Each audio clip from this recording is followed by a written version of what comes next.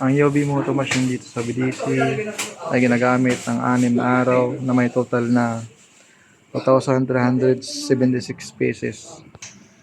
Ito po yung head. Ang capping area. Head clean.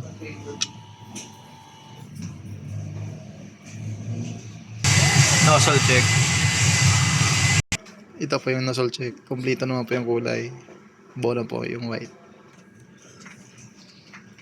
Ang system ay mababa ang level. Ang wastang area, ang last disposal ay kakatapon lang.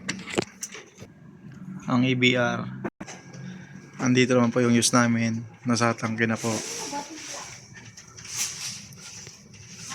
Andito naman po yung anyos.